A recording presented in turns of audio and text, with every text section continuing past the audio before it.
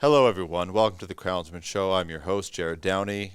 This is a very special occasion because we have Mr. Roy Slack in the studio. Roy, thank you so much for coming in. Great to be here. I'm going with a more somber tone today. And so it's, Rory's on. Rory Bamford is joining us from the beautiful city of Kamloops. Rory has been getting death threats since he openly mocked Vancouver last episode. I'm still not sure why you did that. It was the wrong one. It was just the wrong one. Yeah. And now What was the one I was trying to mock? I don't know. North Vancouver. It was pretty specific to Vancouver. No, we were surprised that a good beer came out of Vancouver. I didn't even know that was a thing. I didn't know people didn't know Vancouver could make beer. Roy, why are you here? In the West Coast, you're in the West Coast. I gave a presentation today at CIM. They asked me in, and I've got a couple things to do while I'm in town, and great to be in the studio again. It's been a long time. It has probably been 6 years since you've been Is that right? Here. Yeah. So thank you for inviting yourself. We're very happy to have you. What do you think of the update? It probably looks a lot different than last time. Last time we didn't have a beer. That's true. Oh. So things are looking up. We've got beer here. I just want to quickly get something out of the way. Apparently my wife does hear it. She did hear about me saying that our new baby was not cute when she was born. I got in a lot of trouble for that. So I just want to clarify that was a joke. She was cute. And I know people she's just getting cuter and cuter. And I know people hate it when you bring pictures of your babies, but I wanted to show that I was clearly joking, because I want to show a picture of her to you. We'll bring it up on the screen for the audience as well. This is when she was born. Oh, jeez. What? Just an adorable little thing. You almost got out of that hole. Oh, man. I'm laughing uncomfortably. I don't get... Anyway, clearly a joke. She was very cute when she was born. So now must be one of those Muggle jokes. I will be back in my no wizardry there. So anyway, Anyway, back in the good books with my wife. Roy, what beer are we drinking? We're going to talk some heavy industry today. What beer are we drinking? It's a Vancouver. Oh, I shouldn't say Vancouver. Vancouver. It's a Vancouver beer. Gastown. Oh. Sorry, Rory, I'm stealing your stuff now. And then Steamworks. This is Lions Gate Lager. This is the first beer they brewed in '95. They're still brewing The very it. first one? Lions Gate, of course, a tribute to Lions Gate Bridge. That was 6 years after I was born. And Rory. It's crazy today. Today, I don't know when this will air, but in Kamloops, an 80-year-old bridge, the Red Bridge today, was burnt down to the ground. This was after the. This is the second fire on that bridge in 2 days. Second fire. So the first one they burnt out like Cheers, a couple Rory. of the Cheers. timbers. Cheers, gents. Cheers, Rory. Cheers. That's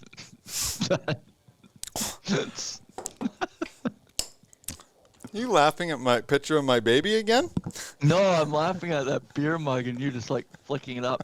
But anyway, back to the Red Bridge story, because they had a campfire 3 days ago approximately, burnt up some of the trusses. So they closed the bridge, perfect. So now everybody's off of it. And then last night, just incinerated the entire bridge. I'm not saying there's anything suspicious about it, but they definitely needed. It's like a very old school, like very narrow bridge. So it seemed to work out quite well. Anyway, I'm not bringing anything up. The point is Kamloops is going to get a new bridge, and there's probably no plans to put a new bridge in before that bridge burned down. There was not. No, there was not. It's the scariest bridge you've ever been on in your life. So we're gonna hear about bridge financing again. Bridge financing. Oh, that would have been good, Rory. That would have been. I didn't even. Oh, I didn't boo! Even think that far ahead. Boo! Sorry, I get like one beer in me. I'm not even a beer, apparently. one sip, and he's like, This is over. This is over. What was I going to talk about today? Crude oil or natural gas? I was actually going to talk. Ford. I was going to talk about Ford. Henry, not Jerrod. Not Jerrod. Jerrod Ford was. That a president? Yes. Yeah, but what? It was a president. He was number. Oh, don't try and pull Louis C.K. You'll have no idea. Louis C.K. and Shane Gillis, like, they have that all nailed Rory down. is going to fact check that in a second. Yeah, there we go. Rory, So- can you? Which number was Jerrod Ford? Okay, before we get into 38th. Sure, let's go with the Henry Ford United stuff. States of America. He was which? 38. 38th. Wow, congratulations, Jerrod Ford, for being 38th. Let's talk about our heavy industry world tour brought to you by Savanaugh Equipment. Find, market, and sell surplus and used equipment. We are heading to events across North America and Australia and filming episodes on location. Email us at info@crownsman.com to be part of Crownsman's heavy industry world tour. Effortless Corporate Traveler Management is here with Corporate Traveler Canada. Boost your business with trusted expert solutions that save time, money, and enhance the traveler experience. Trusted by thousands of companies worldwide. Book and track your travels on your phone or let your dedicated consultant handle it for you. Enjoy 24/7 support and live chat from any time zone and get real-time travel alerts anywhere you go. Your next business trip just got easier. Learn more about Corporate Traveler Canada at corporatetraveler.ca. Did you know cementitious binders can be responsible for up to 70% of the total GHG footprint of mine backfilling processes? Now you can replace up to 50% of the binder in your mine backfill operations with Graybond, Graymond's new low-carbon cementitious binder. This lime-based alternative binder maintains a 40 to 70% lower GHG footprint compared to typical cement and can adapt to varying mine conditions without compromising performance. Learn more about Graybond at graybond.com. Join us in the depths of the mining world, where global leaders and industry giants converge to shape the future of mining. From groundbreaking technologies, advanced machinery, revolutionary safety measures, to sustainable initiatives. This is the voice of mining. This is Mining Now. Showcase your company to millions worldwide. Book your episode now. Visit crownsman.com. Okay, I was interested in innovation. We've got some stuff in the works for our company right now, so it sort of got me poking around. So I thought leader of innovation, I think Henry Ford comes up quite a bit. And one of his quotes, this is an actual Henry Ford quote, not one of the ones you just randomly find on the internet. Be ready to revise any system, scrap any method, abandon any theory if the success of the job requires it. Before I say anything about what Henry Ford did, what's initial thoughts? Rory, what are your initial thoughts on that? Well, scrap any method, abandon any theory, that sure brings back memories. It's funny when you see something this, like, that smart, and it's, like, way before, like, we were talking about on the last episode or one of the last episodes, like, the 0 to 1 theory. He's saying the exact same thing in a different way. Uh-huh. And it's bang on because, I mean, when things aren't working, and especially, like, we've done things like time audits in the past. Yeah, he's nailing it. He's going, like, basically you have to change on a dime. So in manufacturing, that would be kind of insane. Yeah, let's... It's one of those things that it sounds really good, but to actually do it, I mean, it takes a pretty committed company and leadership to, burn your ships and go another way. Yeah, that sort of, yeah. I mean, I read that, and it almost instantly scares me, if I'm being honest. But I do... But it's the type of thing you might do once. It's a drastic measure. It's not something that every month you come in and say, okay, that's a good point. Time to change. If you see, and we've talked before about groups like BlackBerry or Kodak that didn't make pivot. that change to be successful, and they weren't. Yeah. They crashed and burned because they couldn't change. I think you've talked about it on the show, so I don't think you mind me bringing it up. You had a company originally, and we can cut this out if you don't want to talk about it, but you had your first contracting company went after more different types of jobs, different sizes of jobs, right? And then cementation, when you We took a traditional approach with the first company is we started small, work our way up, which sounds logical, Right. in terms of dollar volume, in terms of the complexity of the work. But what happens is when you do that, the market, it creates a perception in the market. Mm-hmm. So the perception in the market, small project contractor, small construction jobs. So that's where you started. The idea is you're going to build up to a point where you can take on the larger But that was projects. harder to do than you anticipated Well, it being. it became very hard to do because the perception, how you're branded in the market, small local contractor.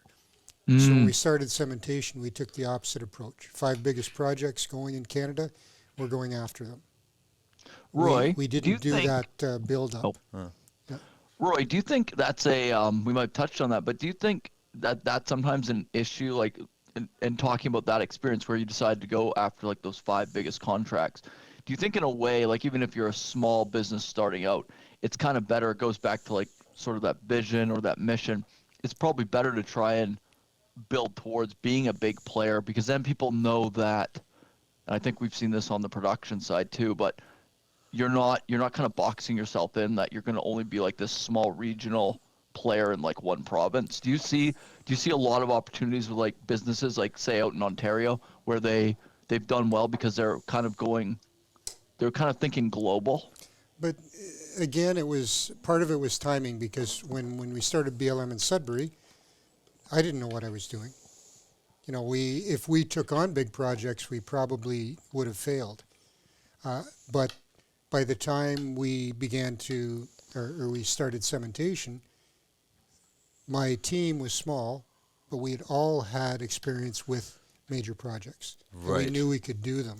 Right. So that's the difference. But we purposefully went after, instead of spending a lot of time bidding smaller projects, we spent a lot of time on 3 or 4 big projects to bid them right, to get the proposal in we wanted and to win them. Were there any major? Well, Rory, what pivot stands out to you that we've made? Because we've made some real major ones. What is one that when you think of us pivoting, that's sort of in reference to this quote? Oh, the crazy one was being like, we're gonna run marketing too. We're gonna actually do production, and we're gonna produce these shows and these series, and that was crazy, because you're kind of basically, we weren't going after any more of the marketing business. So it was just, we're like, well, there's an appetite and engagement for this, so let's see if we can make a business model out of filming about heavy industry. To give context to anybody who doesn't know, a lot of marketing, the marketing strategy is you try to get 5 or 6 big clients that are paying monthly. They pay you thousands of dollars. The commercial model. And you made content for them. You develop strategies for them. You get on retainer. You get 10 companies doing that. You actually ended up making a pretty good living. Yeah, but it doesn't really have a very good moat, because you're running off of all the existing infrastructure: Facebook, Google, YouTube. It's basically just selling it's kind of like selling a car. You're selling it for 20% margin, and then you're trying to make content. You don't build anything. Yeah, you don't retain anything other than maybe a better name. But do you have, like, one of the things we had when we started cementation was focus. Mm-hmm. Okay, we had picked 5 projects. We knew what we were going after, and we went after it. And I find that with a lot of new businesses, it's like, we just want volume. Yeah. Can we get it from here or there? There, or yeah. Yeah, we did a bit of that. And that focus element is something that we learned from going from BLM in '89 to cementation. Is when we started out, we got the backing that we needed, not from the bank. We focused on some key projects, and we built a small team, but a team that could do those projects. We knew we could do them. I wouldn't say we were pretty focused. We were so focused, and this is not. I Can hate be too focused. This is true. This is not a joke. Out of focus. Yeah, this is actually true. We went, and people, because I'll joke on the show, people won't even believe this, so this is fine. There's an episode of The Office where he went around because he was losing business, and he went and tried to give people gift baskets to give the business. Have you seen that episode? I have. And it's humiliating. And ended up. We did not into the river. We did that. Oh, did you really? We did it before seeing the. We were not doing it ironically. You know that The Office, is making fun of that. You know that, eh? We hadn't seen the episode yet. Okay. We didn't know it was out there. We walked around Vancouver, Lower Mainland, with gift baskets with Target Gave Company. people stuff. Yeah, it was. We did not get one client. That's a lost leader. It was. It's so embarrassing. Literally. It was just a loss, Roy. My wife It was just. thinks it was so stupid that she won't even let me talk about it. She just doesn't want to hear it. It makes her too uncomfortable. So on this show, you've already mentioned your daughter. I showed a picture. I showed a picture of my daughter. In a disparaging Yeah. way. And now you're talking about something that your wife won't allow you I to don't get talk. this whole. It was just a cute picture of my daughter. I think drinking on this show is dangerous for you. Well, the thing is, relationship. no, my wife was right. It was embarrassing and it was stupid. How did this get through the grapevine? You just told her, didn't you? I may have mentioned it. At the time, thinking it was a great idea. Yeah. Hey, dear, you know what we're doing? Yeah, it's going to work so what well. we did yesterday, we spent $10,000 on gifts. It wasn't 10,000, but it was. Yeah, it was really horrible. It was like golf balls and coffee cups, and we had honey in there. So we pivoted there, and then we pivoted again. The businesses did well that we were buying from. Yeah, they did good. And then we did focus on heavy industry. Then we did the show to try to attract people to the marketing side. So when you first saw us, that's what we were trying to do. We were trying to do interviews to attract marketing clients. Nobody cared about the services because there was 10 other companies swarming that event probably, trying to get that business. But people liked the interviews. Yeah. And then So that's a good point, because we talk about differentiation. Like, what value are you adding that other groups aren't? Yeah. But what I've seen often too is people over differentiating. Yeah. Because if clients don't recognize a service, then they can't quantify it, and they have trouble buying into it. Yeah. So doing something completely different, it's a real challenge. Yeah. To break into the market with that. And you have to be A willing. little bit different. Yeah. Yeah. Do you know what I was thinking about? Remember how you mentioned, again, because it's kind of stuck in my mind, but like Peter Thiel was talking about like people like on their phones or on a 100-year-old subway. You brought that up in one of the episodes. Yeah. And it's fun because you do see it a lot where people are, like millions of people engage with these accounts that are just like, it's one person going around to different cool spots. But it is a cool concept to think about, because it's like there is more opportunities, and like I don't know what they would be, but there is more opportunities to differentiate in these spaces, because like Roy's saying, that does drive people to it if you can get it off the ground. But it is interesting because right now what you're seeing with technology is I don't think it's nearly as close to the potential that it could be. Sorry, can you clarify what you're saying? I'm actually a little bit confused. Like the phone, people have their cell phones. They follow all these people going around and traveling and everything. Yeah. But there's got to be more opportunities, like even in like experiences or maybe even travel. But right now you've got millions of people, like they'll just follow one person that goes around. So there's only one person going to all these locations. You're saying there's opportunity for actual experiences in real world, in the real world, yeah. And I think like that translates even to like heavy industry. Again, I don't know how, but it's like one of those brain exercises I think about now ever since you said about like looking at your phone, somebody's in Paris, but you're on a 100-year-old subway. There's got to be more opportunities than in the physical world. I know. I agree. I think they're so digitized right now that everybody is focusing that. Which, as if you're any sort of investor or entrepreneur, automatically, if everybody's looking this way, then you need to start looking the other way. Automatically, you should at least glance the other way to go, well, obviously there's something getting missed over here because everybody's looking that way. Yeah. You know, I think too that's an individual, And what I mean by that is as soon as you strike a committee to evaluate that, you will get 100 reasons why it's no good. Right. It will get watered down, yeah. and it won't happen. Yeah. And Roy, are that's you why, saying it's like the new idea? You're saying like if somebody has a new idea, it'll get struck down? So, if Musk was yeah. innovating by committee, none of the things they were doing would have Well, happened. so Henry Ford, he bought out. He made a whole bunch of millionaires because he couldn't run it the way he wanted to run it. Yep. And so he bought everybody out. Yep. He just, I just want to do it. Going back to that, because it's such a fascinating topic, like in here he said he borrowed concepts from like watchmakers, gun makers, Yes. bicycle makers, meat packers, and I wanted to touch on that. Yes. Do you know, was there certain was that for the manufacturing process? Not Henry Ford didn't invent. I'm saying this like I really know about Henry Ford. I literally know this article. But Henry Ford, let me tell you, he didn't invent. I don't think he invented one thing. All he did, it's actually very similar. I'm not making a comparison, but it's very similar to our production. We did not invent YouTube. We did not invent cameras. We did not invent studios. There's nothing, interview formats. There's nothing we've done. All we've done is we've put it in a platform which is a little bit unique for heavy industry. Right. And we've used a marketing, basically, engine that most people have never used in heavy industry to use it. Mm-hmm. So that it's very similar. He just took the car had already been invented, manufacturing had already been invented, all that stuff. Yep. There's a couple innovative things he did though, like his employees could actually buy the product.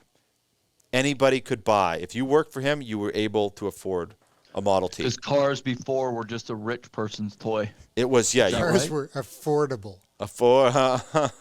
We almost made it through. No. But it's a good point because people think about innovation from a technical perspective.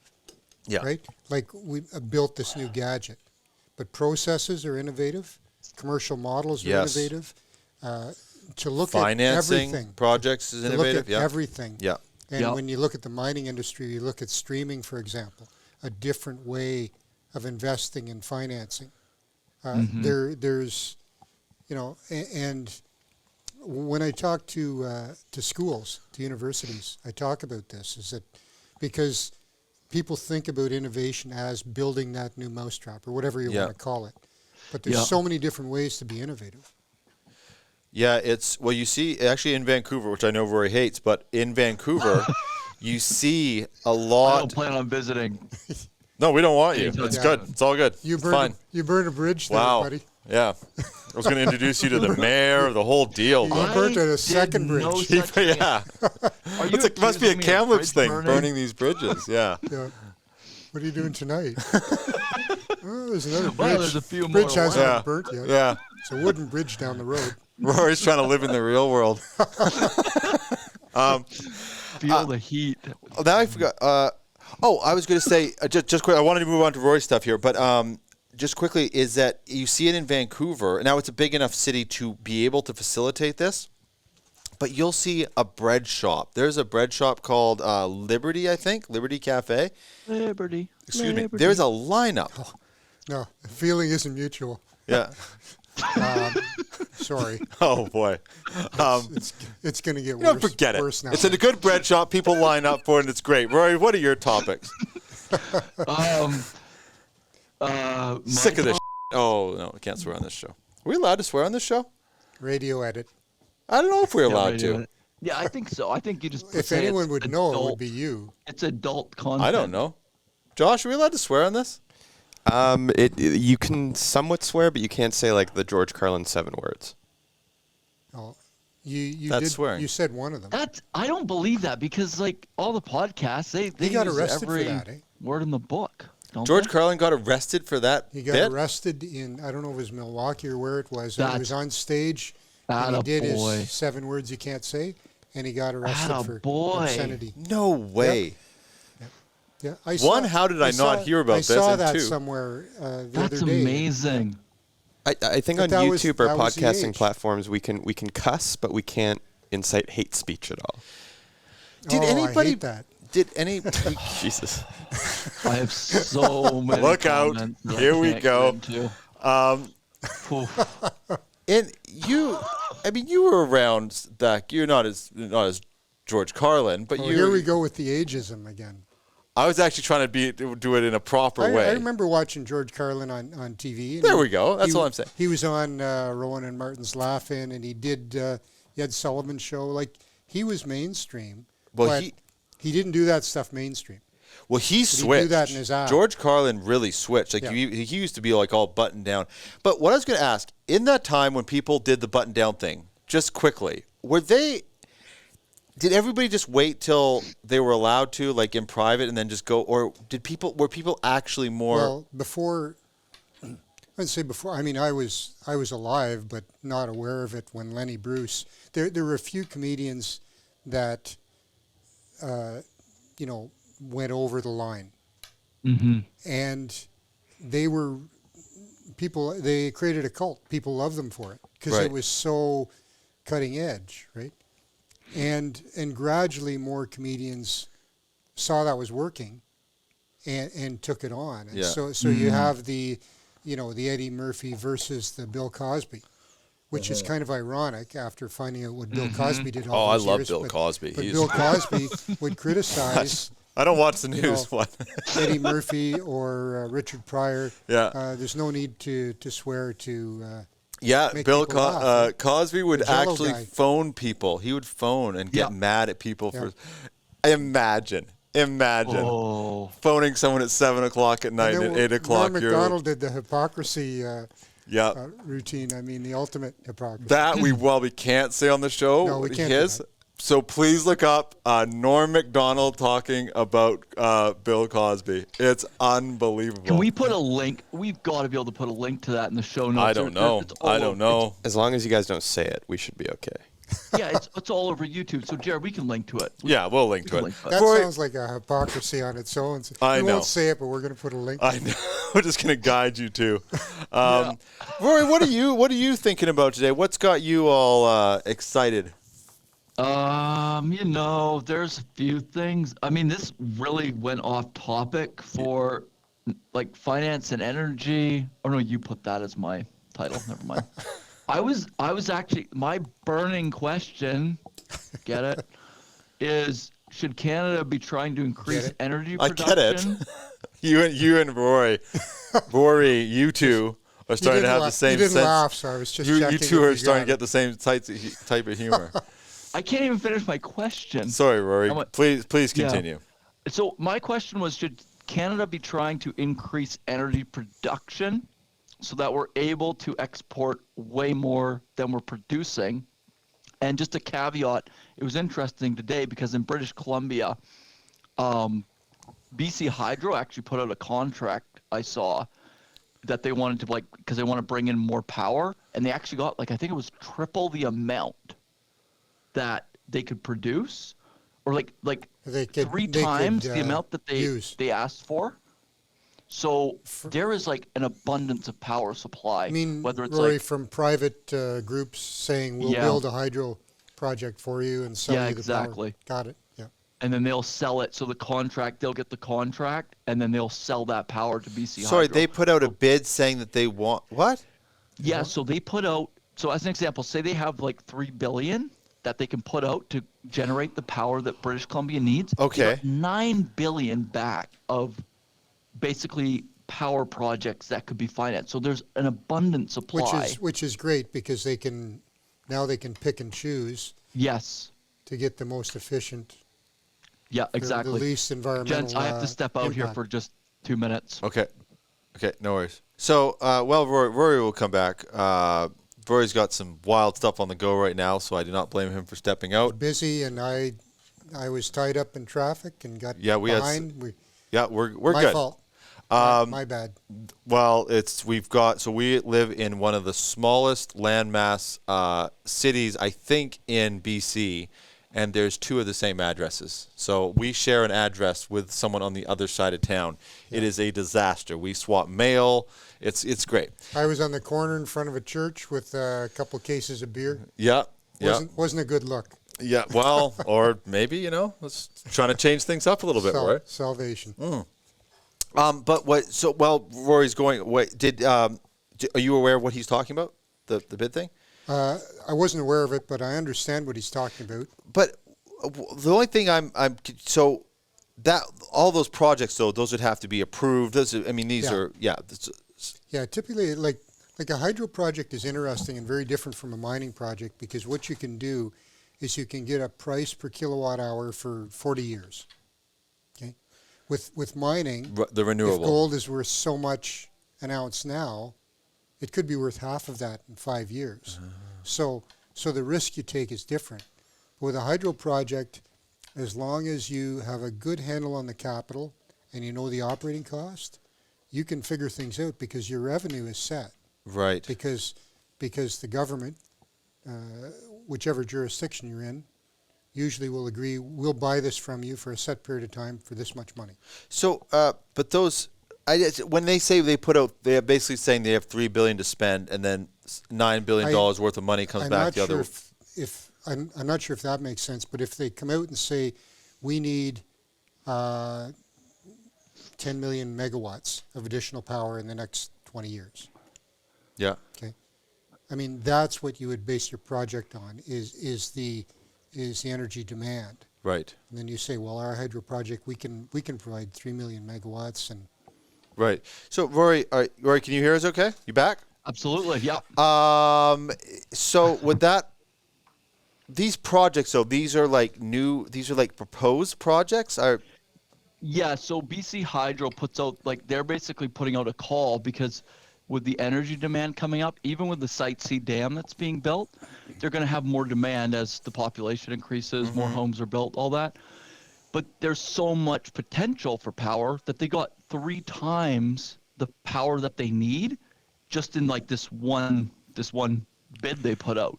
So it got me thinking, because I was looking up this topic, like when you look at like how much, I put in some of the stats in here, like for electricity, crude oil, natural gas. This is from like the government websites that are tracking all this.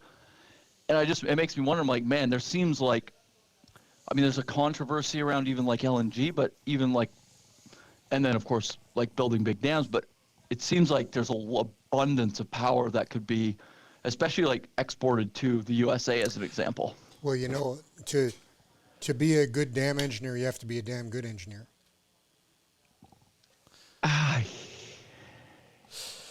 So, do you want to see more pictures of my child? Awkward pause. I don't. Did you think of that on the spot? That was my burning question. Like, I was just curious. Like, do you think that, or should we kind of retain that? Should we, Okay, I have a quick question. Yeah. Just because there is a multi-generation, there's a generational gap. So there's actually some legitimate questions, all kidding aside. This discussion that we're about to have, 30 years ago, would have this been a debate? Because now this is almost like a debate. Like, which side are you on? Should we produce energy to sell it globally?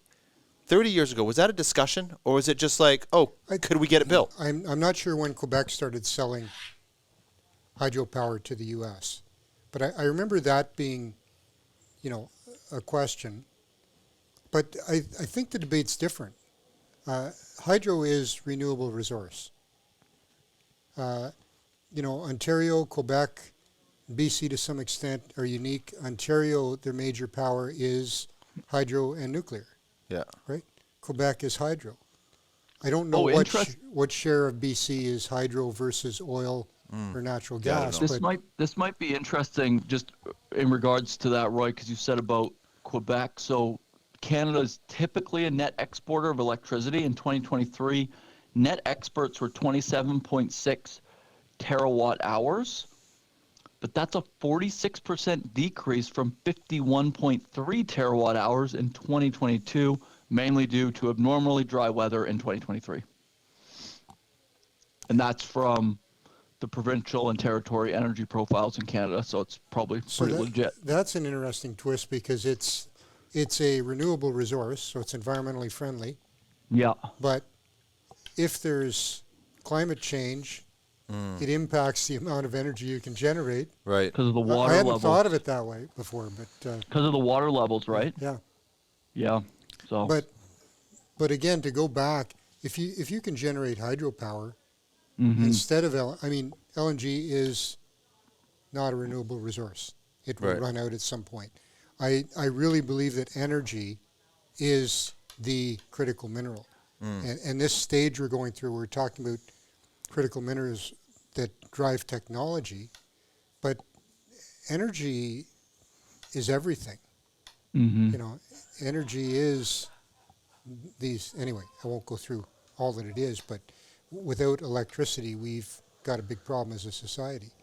And to look at those energy sources and to look at renewable, you know, we've got an opportunity in Canada to do that. Do you export that? If it's renewable and you can't use it, export it. Mhm. If it's a non-renewable resource, we'll probably be kicking ourselves 50 or 70 years from now For selling it off, for you mean? selling it off. Right. I don't know. I mean, Yeah, I but wonder- nobody has I a long wonder- view. Capitalism is not a long view No. mentality. Yeah. Yeah, it's hard to I wonder what the when you get into LNG and how much is being produced, and then there's of course the debate on uranium and all that. But yeah, Well, it was interesting because If there's and 100 I didn't years of realize that with reserves, Quebec. what are you going to do 100 years from now? Right. Yeah. Mhm. You know, you count on technology changing so you don't need it anymore, but 100 years from now, if it hasn't changed and you've sold it all, anyway. Well, like green steel, that's a big one. Like they're trying to do green steel with like renewable LNG to replace the steel making coal, but it is not. It's a slow process trying to figure that out. Yeah. It's, yeah. This is a pretty deep conversation for this It's show. pretty deep for Yeah, being one beer in. Probably need to pull out a lot more to finish We that. should have got a tall boy. This stubby's not gonna Yeah. No, fuel that discussion. no. I am curious. I wish I had more. A lot of our circles, my circles, are pretty supportive of projects, and I wish I think I'm going to kind of make an effort to talk to more people, not just people that are, I don't like LNG, not those, because those are that's like someone that'll mine at all costs. I mean, that's crazy. That's so removing that, but people that have really good thought out, because it does. Nobody is using less energy, including the people that are against the energy projects. That's a pretty, I would imagine the use of hydro, Rory, went down. Power went down last year. No, the export from Quebec The export. went way down because the water levels went way Right. down. Right. So that's So a they only serious. sell their excess. Right. Exactly. Yep. That must be a huge revenue drop, though. Yeah, you think the value of Canada's export electricity in 2023 was just under 4.3 billion, which actually isn't that much, and the value of imports was 1.9 billion. Huh. So net export value was only 2.4 billion in 2023 of electricity. So that's not. Is that a blip? I mean, Yeah. if you owed that much money, you'd be in trouble. But when you're looking at a country, Once you owe Yeah. that much money, you're not in trouble anymore. You're just it's done. What Springsteen said, debts no honest man can pay. Yeah. You get to a point. Who? Bruce Springsteen. Oh yeah. Who's that? I'm kidding. We got to do an Old guy. episode on Enron one day. That's to really get into the weather trading. Oh yeah. We got Rory. What did you want to talk about? Anything you wanted to cover today? No, I was both of your topics were so interesting. I just piggybacked. Well, on thank them. you. Well, how about the beer? Let's review it. Rory, what did you think? What did you think of this? We know what Rory thought of it, but it's your show, Well, so I Don't tell 'em thought where it it's was. To the- You were asking me, right, Jerrod? yes, please. Lions Gate Lager. I love the mermaid. The bridges bring back nice memories. No, the Stanley Park, obviously. Not a mermaid. It's got legs. Oh. Whoa. That's a statue that sits in Stanley Park on the top. There's a rock, and that statue that's a real thing. No, I've seen the statue now that you're saying that. I just forgot. But Stanley Park is beautiful. Love that area of the world, no matter what anybody tries to slander me with on here. And I thought the beer was perfect for this conversation. I don't know what that means, but Canada Goose, yeah, the sales. This is a very Vancouver. yeah. This is branded. Yeah. It actually Yeah. captures Vancouver very well. I have to say I would agree. It's exactly what you'd hope an easy drinking beer is. Yeah. But now comes the real expert, Mr. Roy Slack, with his true from review. Cranky Old Men. From Cranky Old Men. Beer. Cha-ching. Yeah, we got to make sure that gets in there. Cranky old men drinking beer. We're actually, thank you, Cha-ching. We're actually going to start running a total on Yes, the. sir. It's going to pop up and it's going to tell you how much money we're making off Excellent. that. Yeah. So this beer. So first of all, shout out to Steamworks. If you're in downtown Vancouver and you have a chance to go to their pub, not you, Rory. I know you're not amenable to the city, but if you have a chance to go to Steamworks, it is really a great atmosphere, right on the water. They brew their own beer at the pub, and this. Like a lager can typically be kind of plain, but this one has some extra flavor to it, which I always like. That's why I like craft beer, because they'll do a little bit more than the big brewers, and that's what I find with this. I like it. I enjoyed it. It's we start out with a lager because it's basic, but has nice flavor to it. I enjoyed it. And what would you rate it out of you rate out of 20, right? I rated it a 20. I think a 16. I do like it. I enjoy it. We're gonna get them over 16 one of these episodes. We're one of these is gonna hit 17. Do you have any like 19, 20 out of 20s? No. No. And I'm, Do you have any not too ones? many 18s. Ooh, How we about gotta a 1? You got any ones? We have a couple. Horrible unscorable, I think, was a description that one of the reviewers said. How bad was that beer? What?